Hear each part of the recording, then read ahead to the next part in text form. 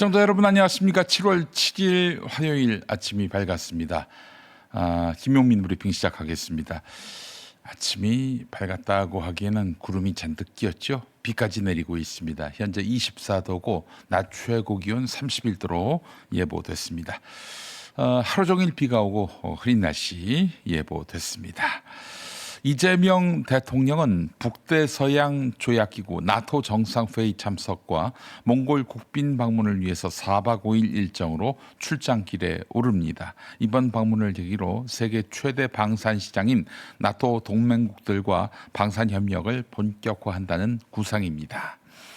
자, 오늘부터 여러분 개정정보통신망법이 시행됩니다. 최민희 의원이 만든 법이라 할 수 있을 텐데요.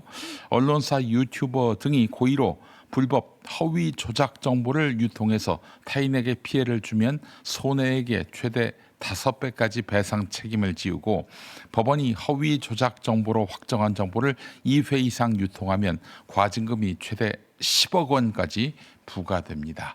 표현의 자유가 위축되는 것 아닌가 염려하는 목소리들이 적지 않습니다. 자, 오늘 아침 신문기사 살펴볼까요? 정청래 전 더불어민주당 대표의 막후 실세로 꼽히는 사람이 있습니다. 이상호 씨라고요. 지금 사진에 보이는 사람입니다. 전 부산 사하을 지역위원장인데요. 강훈식 대통령 비서실장을 겨냥해서 전당대회에서 빠져달라 이렇게 공개 비판해서 논란입니다. 미키루크로도 알려져 있는 이상호 씨는 강훈식 실장의 영국 노동당식 제3의 길 언급을 두고 기회주의 세력 영입이라고 몰아붙였습니다.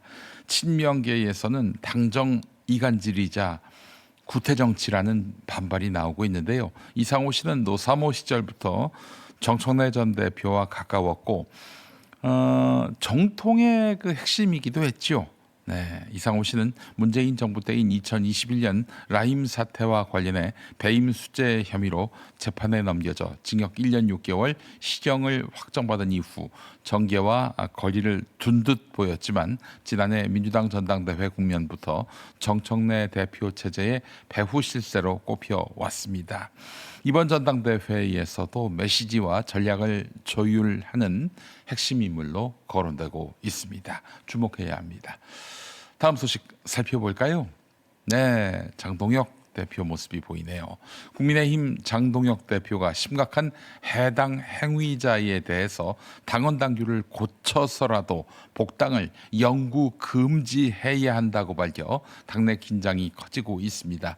표면상으로는 기초의원 짬짬이 의혹을 겨냥한 발언이지만 당내에서는 한동훈계와 개혁파를 정조준한 것 아니냐 이런 해석이 나오는데요.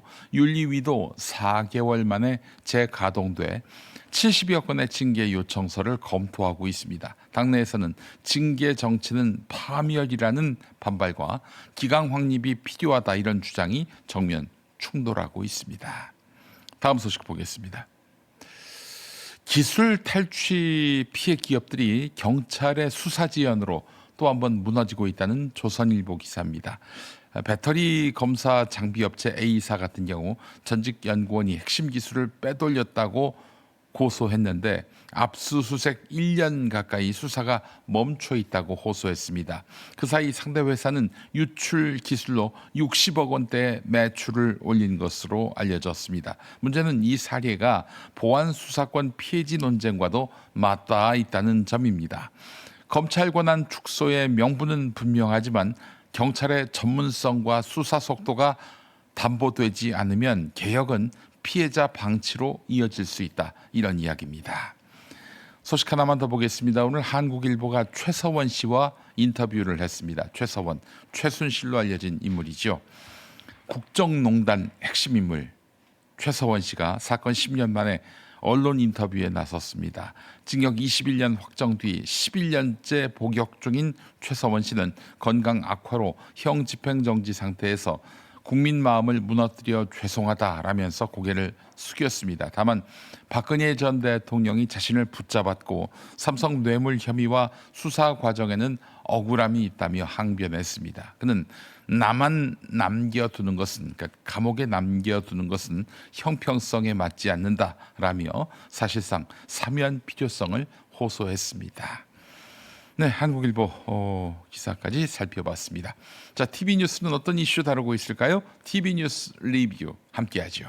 야구 경기도중 상대팀인 광주 제1고에게 스타벅스 가야지, 탱크데이 등의 구호를 외쳤던 배제고 야구부.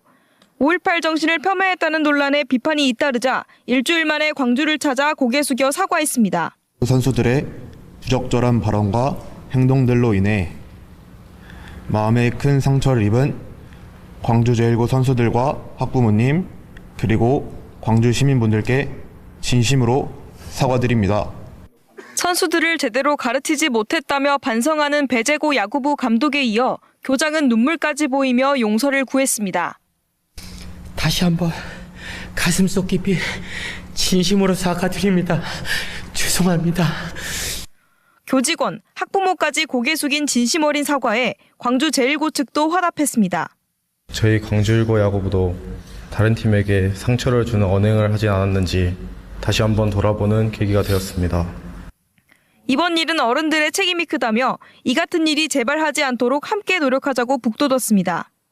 여러분의 미래는 아직 끝나지 않았어요. 네? 충분히 여러분들 다시 생활할 수 있을 테니까. 이어 두 학교 학생들은 광주 학생 독립운동 기념탑과 공립 5.18 민주묘지를 함께 참배했습니다. 광주경찰청이 어제 아침 긴급 체포했다고 밝힌 인사는 여고생 살해범 장윤기 사건을 수사하던 광주 광산경찰서 소속 수사팀장 A 경감입니다. 사실 확인 과정에서 증거인멸 정황을 일부 확인했다고 설명하며 오전 7시 11분 긴급 체포 시간까지 이례적으로 공개했습니다. 경찰은 해당 팀장을 비롯 팀원 등 관계자 전원에 대해 엄중한 수사를 진행할 예정이라고 강조했습니다. 앞서 경찰 간부인 장윤기 아버지가 아들의 성범죄 관련 증거인 리얼도를 없앴다는 사실이 지난 1일 SBS의 단독 보도로 처음 알려졌습니다. 다음 날인 2일 경찰청은 사안의 중대성 등을 감안해 장윤기 수사 전반에 대한 감찰에 착수했는데 비위 혐의가 확인된 수사팀장을 체포하면서 나흘 만에 감찰이 수사로 전환된 겁니다. 경찰이 수사를 본격화하면서 수사팀과 장윤기 아버지 장모 경감의 유착 의혹 등이 밝혀질지 주목됩니다. 극우 유튜버 전한기 씨는 지난 4월 한 매체 보도를 인용해 5.18 민주화 운동은 북한이 주도한 내란이라고 주장했습니다. 스카이데일리에서 단독 보도 5.18은 DJ 세력 북한이 주도한 내란이다. 정작 전 씨가 인용한 매체는 지난 2024년 초 이 보도로 인해 고발당하자 기사를 철회하고 사과문까지 올렸습니다. 전 씨는 뒤늦게 유튜브 방송을 삭제했습니다. 앞으로 온라인의 허위 조작 정보, 차별과 배제, 폭력을 선동하는 혐오 표현 등 불법 정보를 퍼뜨리면 규제 대상이 되고 2번 이상 반복하면 최대 10억 원까지 과징금이 부과됩니다. 불법 정보의 유통을 막고 온라인 공간의 신뢰를 높이기 위한 조치입니다. 정보가 허위이거나 불법인지 여부는 플랫폼, 즉 유튜브나 네이버, 카카오 같은 사업자들이 자율적으로 판단해야 합니다. 만약 돈을 벌면 더 크게 배상해야 합니다. 구독자가 10만 명이 넘거나 매달 조회수가 10만 회 이상 꾸준히 나오는데 석 달 동안 3번 이상 허위 불법 정보로 돈을 벌면 그 대상이 됩니다. 피해자가 손해액의 5배까지 배상을 청구할 수 있습니다.